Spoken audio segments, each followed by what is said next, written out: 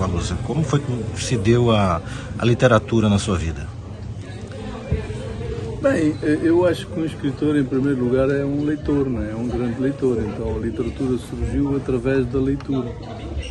Em minha casa, felizmente, tínhamos uma boa biblioteca e, lendo, eu me entusiasmei pela literatura e comecei a escrever, não é? Então, quando fui para Lisboa estudar agronomia, fundei uma revista literária com colegas africanos e foi assim, pouco a pouco.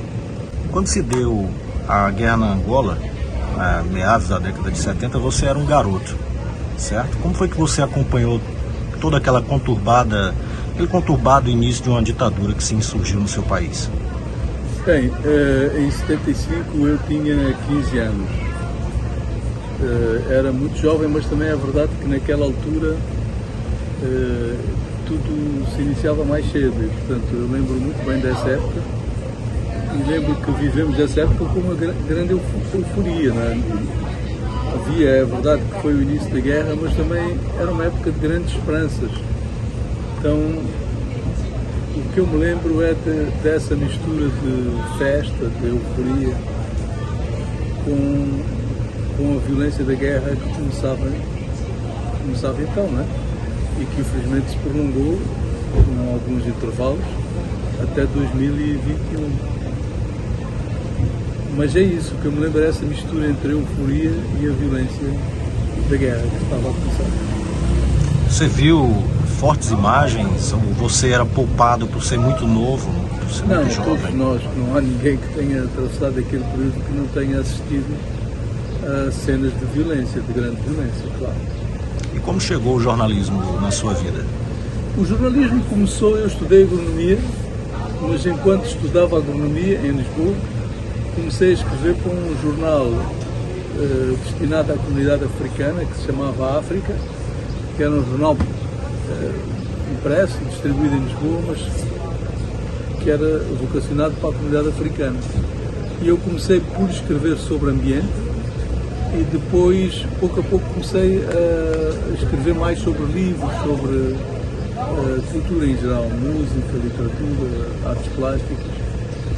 E desse jornal comecei a fazer recensões literárias para um grande semanário português, o Expresso, e depois passei para o Público. Depois voltei para Angola como correspondente do Público. Já fiquei um tempo como correspondente do Público. Para você, Agualusa, que vive do ato de escrever, mas não só, mas também da opinião, como você encara a liberdade de imprensa, a liberdade de expressão para quem divide o tempo entre a Europa e a África, onde você já sofreu mais perseguição e retaliação? Olha, é curioso, porque em Angola, neste momento, eu acho que existe liberdade de expressão. Já houve situações, já vimos situações muito más em que jornalistas foram presos. Não é? Eu nunca sofri esse tipo de violência mais extrema. Sofri mais ameaças veladas. Curiosamente, lembro-me de uma situação de censura em Portugal, absolutamente disparatada, quer dizer, às vezes é nos países democráticos que você enfrenta situações que não estava à espera, que esperava enfrentar em países não democráticos. Então, curiosamente, no meu caso, a pior situação que eu enfrentei de recusa de no caso até era um conto, não era sequer uma peça de jornalismo. Foi Você pode falar qual seria esse conto? Do que ele retratava? É uma coisa muito idiota, porque é deste tipo de coisas extremas e burras. Porque é um conto que foi publicado em inglês, chama-se O Dia em que Prenderam o Pai Natal. O Dia em que Prenderam o Papai Noel. E aquele conto foi, inclusive, já na altura tinha sido publicado em inglês numa antologia dos melhores contos africanos, que é uma antologia que circulou muito. E em Portugal era para ter sido publicado numa revista dos transportes aéreos portugueses, da TAP, que é uma excelente revista, e a direção censurou com medo que o conto ferisse os sentimentos dos passageiros angolanos. É uma coisa sem sentido nenhum, uma coisa sem pés nem cabeça. Mas, enfim, foi assim.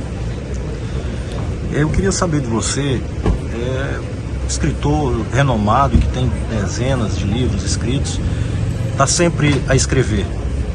Você atualmente trabalha numa nova criação, num novo romance, e do que ele trataria? Bem, estou a escrever um novo livro, que não sei muito bem o que é, quer dizer, eu acho que eu tenho definido esse trabalho como um romance não ficcional, porque parte da biografia do personagem real. Então é algo que eu nunca fiz antes, estou-me a divertir imenso e estou a aprender muito, que é o principal quando nós escrevemos. Acho que o principal é isso. Depois se o livro tem sucesso ou não, isso vem a seguir. Mas eu já estou a ganhar, porque estou a aprender muito com a escrita deste livro. No fundo, é também, entre outras coisas, uma história de Angola, mas contada não através de Luanda, não através da capital, mas através do Planalto Central de Angola. É como se você tivesse, ou fosse contar a história do Brasil, na perspectiva não do Rio, de São Paulo, da burguesia paulista, mas na perspectiva de um índio a partir de Manaus, ou a partir de Teresina. Um nativo propriamente. É uma outra perspectiva. Certo. E a mensagem que você pretende com esse livro? Você ainda está a descobrir? Não, não falo em mensagens, mas o que me interessa realmente é tentar compreender a história de Angola a partir de uma outra perspectiva. Certo. E a sua mensagem final que você deixa para novos escritores iniciantes, aqueles que pretendem se aventurar pelo mundo da escrita? Eu acho que qualquer escritor que esteja a começar, o mais importante é ler. Não é? Como eu disse antes, um escritor nasce da própria literatura, nasce da leitura.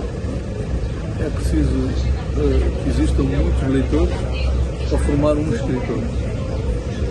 E é isso, portanto, o que eu posso dizer aos jovens escritores é sempre isto, é leiam muito, né? Leiam muito. Leiam muito e tentem ler os melhores autores da grande literatura universal. Gualusa, gostaria de agradecê-lo pela entrevista e fique à vontade para as suas considerações finais. Nada, muito obrigado. Estamos aqui em Barra Grande, no Piauí. Estou de férias, acho que não faço férias desde que saí da faculdade, já não sei há quanto tempo. Mas estou a divertir-me muito, estou a descansar, estou a gostar muito. Muito obrigado. Obrigado.